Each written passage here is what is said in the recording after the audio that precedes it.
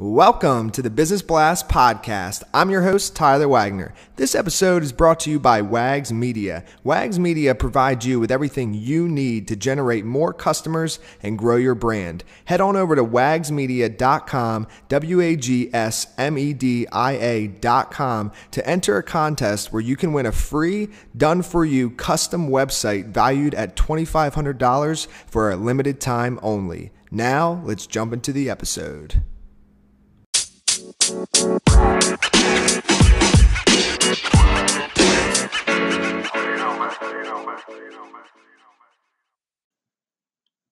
All right, everyone. Welcome back to another episode of the Business Blast Podcast. I'm your host, Tyler Wagner. Today I have Kelli Calabrese with us. She is a 32-year fitness, nutrition, and wellness professional.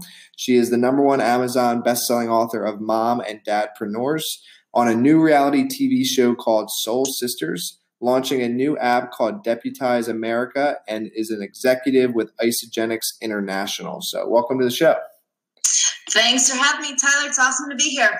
Of course. Awesome to have you here. We'll jump in. The first one I have for you, Kelli, is what is the best story from your life that has an underlying valuable message? You know what? I thought back to my very first personal development lesson, which has stayed with me my whole life. When I was 7, my grandfather passed away, and my grandmother started spending a lot more time in our house. And I remember her saying to me always, do the right thing the first time and every time. And when I was 7, that meant, get your laundry from the dryer, put it in the basket, fold it, put it away. Get home, do your homework, and then you have a snack, go out and play.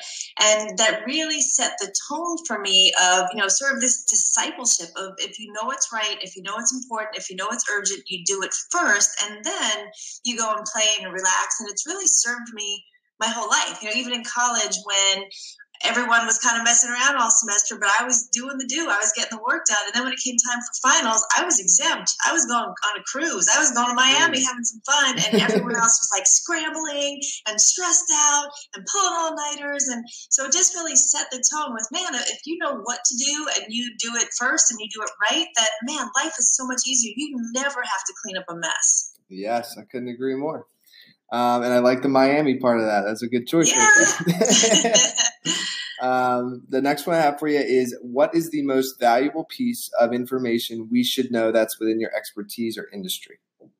Well, I consider myself to be in both the wellness and the business world, but let me talk to people because it really helps everyone in the realm of health and wellness and that whole scope, because everyone wants to be healthier at some level or another. And I would say of all the things that you can do to be healthier, the very biggest lever that you could pull, and if you could get this right, it would change everything, would be your nutrition. I mean, if you can get that right, then your sleep changes, your brain health changes, your energy changes. I mean, you age more youthfully, you perform better, your whole brain is right. And so if people could get their nutrition right, and it's probably the simplest, most kindergarten things that you could think of. There's no real amazing magic or tricks to it, but go back to those basics of a healthy Mediterranean style diet. Kind of, if God made it, eat it. If man made it, leave it. If you could just even go forward with that one rule, it could change everything for you. Yeah. And what's your best piece of overall business advice? So, you've been in the wellness and fitness industry for 32 years and all these other things you got going on TV shows. So, if somebody wanted to achieve even, 1/10 of what you have so far, what would you tell them? It's totally all about the people. I mean, I owned health clubs for 14 years. I managed corporate fitness centers. I've done a lot in my industry. And it comes down to constantly building meaningful relationships with customers, with other people in your industry.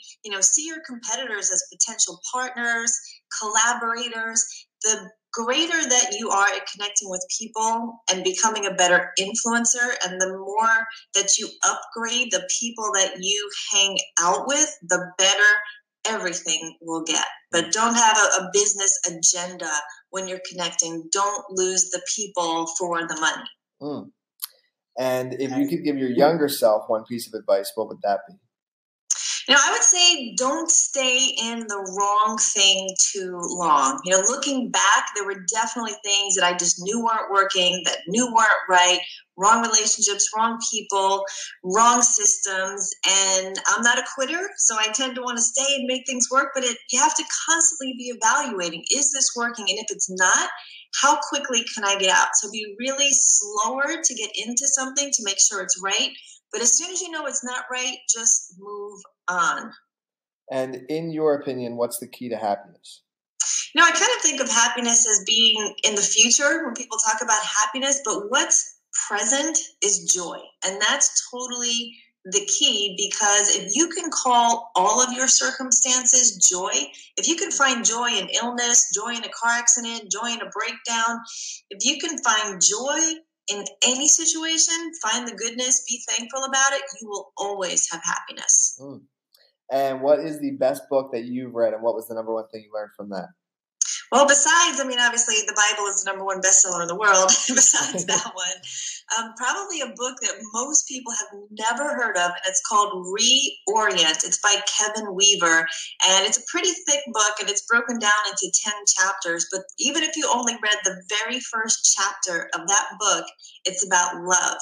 And in that chapter, he gave this definition of love as relentlessly contending for the highest possible good in every situation until it's a present tense reality. And that just hit me. I was like, wow, I'm going to wake up every day. I'm going to focus, find what the target is, and I'm going to just keep contending relentlessly until that happens. I'm going to be grateful and joyful where I am, but I'm just going to relentlessly contend until it's love's ideal. And what is your favorite quote and why? I would say my favorite quote is actually really a scripture, but it starts out by saying, be anxious for nothing, but in all things, just be humble and just kind of bring your cares before whatever you think your higher power is. I think most people get so stuck that they never really get in life near what their potential and their passion and their profit and their possibility is, because they really get so hung up in the anxiety of everything.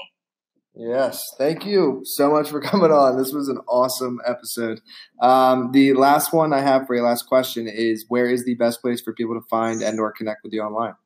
Well, all my social media is my name, which is Kelli with an I, Kelli, Calabrese, Calabrese, and that's the same as my website, kellicalabrese.com, so they can find me.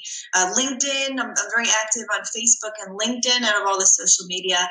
And they can find my book on Amazon. If they search Mom and Dadpreneurs, they'll find it there. It's an Amazon bestseller. Perfect. Thanks again for hopping on.